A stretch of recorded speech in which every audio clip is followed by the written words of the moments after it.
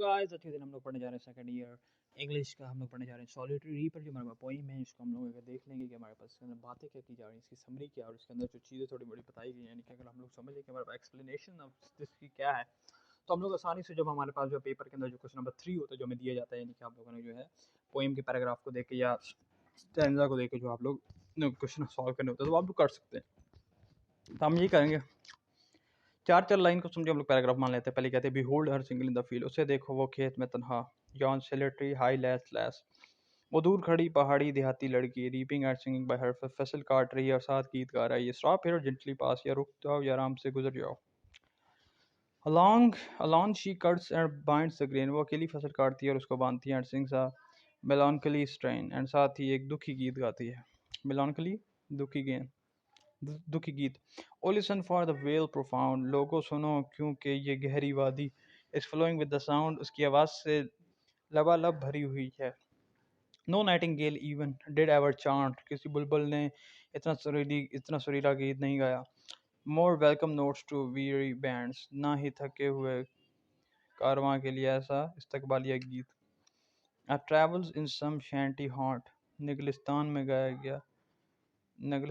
गाया गया है। अच्छा, अमॉन्ग अरेबियन सैंड्स, अरब के निगलिस्तान में। निगलिस्तान means the desert.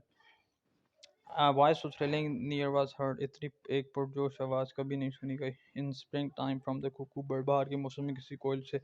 Breaking the silence of the sea, जिसकी आवाज़ समुद्र की खामोशी को चीरती हुई जाती है।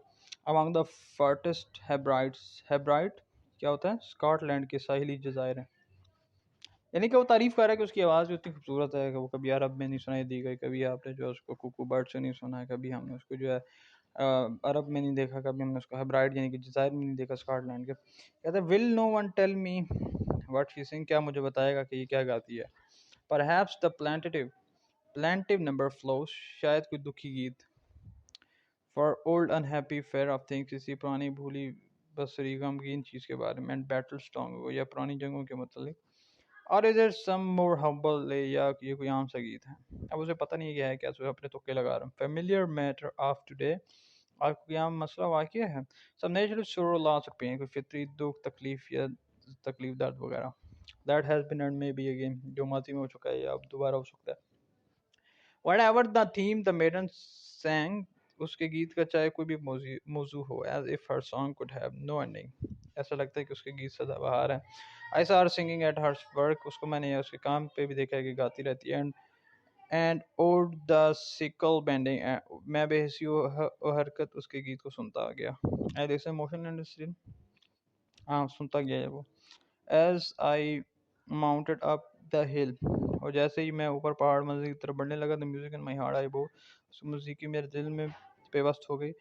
Long after it was heard no more, बहुत अर्सा हो गया उस जैसा गीत नहीं सुना। यानी कि उसकी म्यूजिक की असल में तारीफ कर रहा है और इसमें कुछ भी नहीं। सॉलिटरी या रीपर पोइम का नाम है, जिनके तन्हाई काटने वाली लड़की जो होती सॉलिटरी अकेली, ठीक है। तो मुस्लिम हमारे पास वर्ड उसकी मीनिंग लिखा भी, वर्ड देखो, लैस लड़की, आइलैंड पहाड़ी देहात वगैरह हो गया, स्ट्रेन गीत हो गया, और फ्लोइंग लबालब भरी हुई, हांट निगलिस्तान हो गया, हम्बल सादा, सिकल दरांती हो गई, स्टिल खामोश, यौन क्या होता है वहाँ दूर, फ्रेंडली आराम से, मेलानकली दुखी, प्रोफाउंड गहरी, चांट गाना, प्लेंटेटिव दुखी, ले गीत, मोशनलेस बेहिस्सो हरकत, बोर पेवस्त होना।